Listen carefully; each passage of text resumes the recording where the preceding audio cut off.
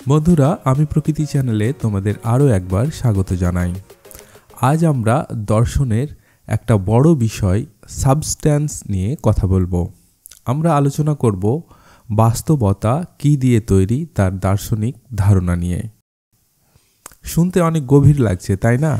কিন্তু চিন্তা করবে না, আমি খুব সহজভাবে এবং উদাহরণ সহযোগে আলোচনা করব, যাতে সবাই বুঝতে পারে। চলো তবে শুরু করা যাক। তাহলে সাবস্ট্যান্স কি? দর্শনে সাবস্ট্যান্স হলো মৌলিক উপাদান যা বাস্তবতা গঠন করে। এটিকে একটি বিল্ডিংয়ের ভিত্তির মতো ভাবো, যা তুমি সব সময় দেখতে পাবে না, কিন্তু এটি সব কিছুকে একসাথে ধরে রেখেছে।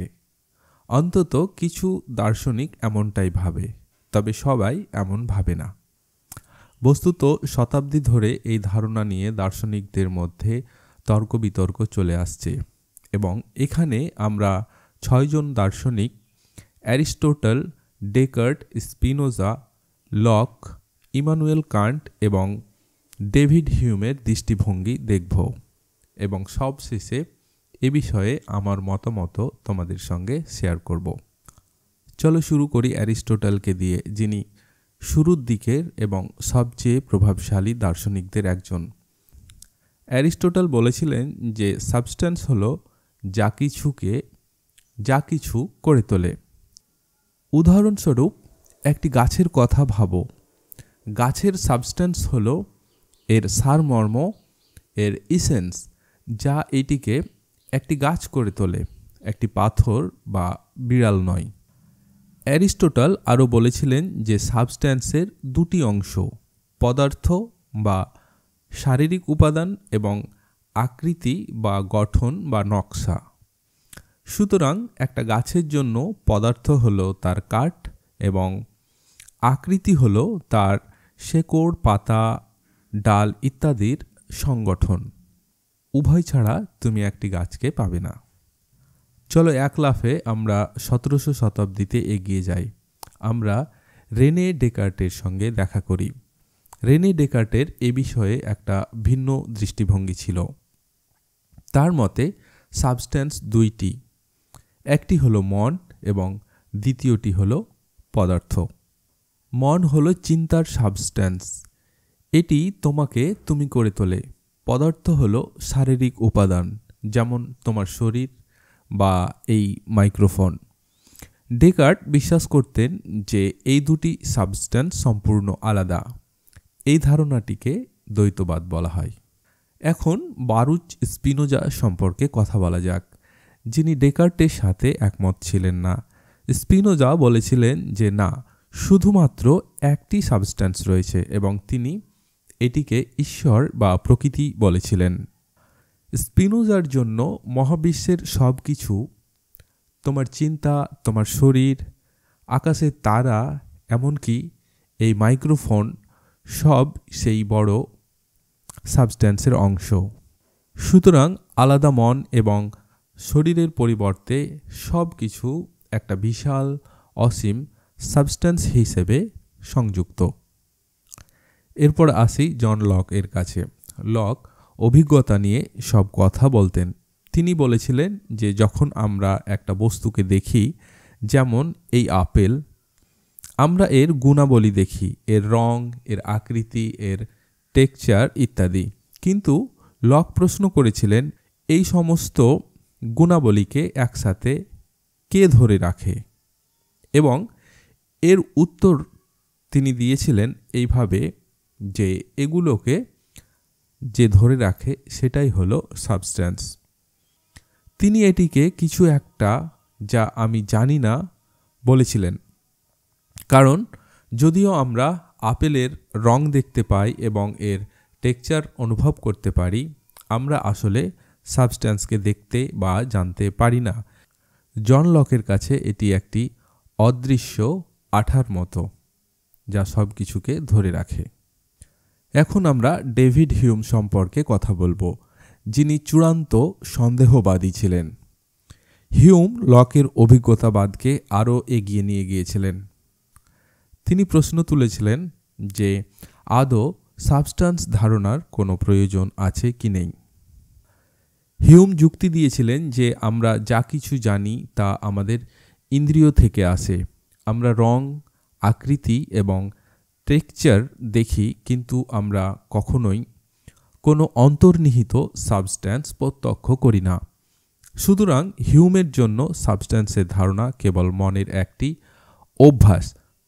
আমরা যে গুণাবলী প্রত্যক্ষ করি তা একত্রিত করার একটি উপায়, কিন্তু বাস্তবে সাবস্ট্যান্সের অস্তিত্বের কোনো প্রমাণ নেই। এবার ইমানুয়েল কান্ট সম্পর্কে কথা বলা যাক। কান্ট বলেছিলেন, হয়তো সাবস্ট্যান্স বাইরের কিছু নয়, হয়তো এটি আমাদের মনের কিছু। কান্ট বিশ্বাস করতেন যে আমাদের মনে জগৎকে বোঝার জন্য অন্তর্নির্মিত কাঠামো রয়েছে। এই কাঠামোগুলির মধ্যে একটি হল সাবস্ট্যান্সের ধারণা। কান্টের জন্য সাবস্ট্যান্স কোনো রহস্যময় বিষয় নয়, এটি আমাদের মস্তিষ্কের জন্য একটি উপায়। যা আমরা দেখি, অনুভব করি, তা আমাদের মস্তিষ্কে সংগঠিত করার একটি উপায় হল সাবস্ট্যান্সের ধারণা। কান্ট বলেছিলেন যে সাবস্ট্যান্স হলো তাই যা পরিবর্তনের মধ্য দিয়েও অপরিবর্তিত থাকে। উদাহরণ হিসেবে একটি গাছের কথা ভাবো। একটি গাছের পাতা হয়তো শরতে ঝরে পড়বে, কিন্তু গাছ হিসাবে সেটি অপরিবর্তিত থাকবে। সেটি গাছ থেকে অন্য একটা কিছু হয়ে যাবে না। তো এই যে পরিবর্তনের মধ্য দিয়েও যেই জিনিসটি, যেই ধারণাটি অপরিবর্তিত থাকছে, সেটাই হলো সাবস্ট্যান্স।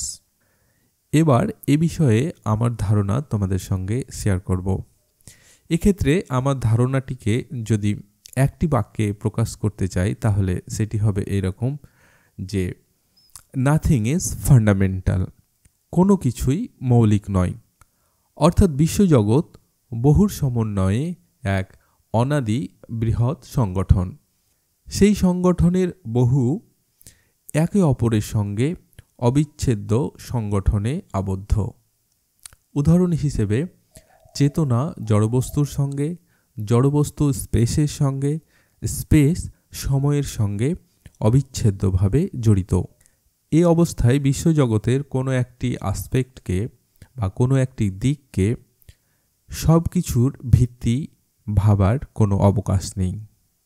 আর তাই যদি হয়, তাহলে বিশ্বজগতের কোনো সাবস্ট্যান্স থাকতে পারবে না। কেননা সংজ্ঞা অনুসারে সাবস্ট্যান্স হলো এমন কিছু যা অন্যের ধারক, অন্যের কারণ, কিন্তু নিজে কারোর দ্বারা ধার্য নয় বা অন্যের দ্বারা কৃত নয়। কিন্তু নাথিং ইজ ফান্ডামেন্টাল যদি সত্য হয়, তাহলে এরকম কোনো কিছুর থাকা সম্ভব নয়। কারণ কোনো কিছু মৌলিক নয় এর অর্থ সব কিছুই আবশ্যিকভাবে অন্য কিছুর উপর নির্ভরশীল হবে। যেমন স্পেস সময়ের উপর এবং সময় স্পেসের উপর নির্ভরশীল। প্রসঙ্গত, অ্যাবসুলেট স্পেস, অ্যাবসুলেট টাইম এর অস্তিত্ব কেবল আমাদের মস্তিষ্কে অবস্থান করে। অ্যাবসুলেট থিংস, অ্যাবসুলেট কনসাসনেস এর ধারণাও মস্তিষ্ক নির্মিত। বাস্তবে বিশ্ব প্রকৃতির সব aspect, space, time, matter, consciousness একে অপরের সঙ্গে অবিচ্ছেদ্যভাবে রয়েছে। এ অবস্থায় সব কিছুর ধারক বা সব কিছুর কারণ বা সাবস্ট্যান্স এর কোনো অস্তিত্ব নেই।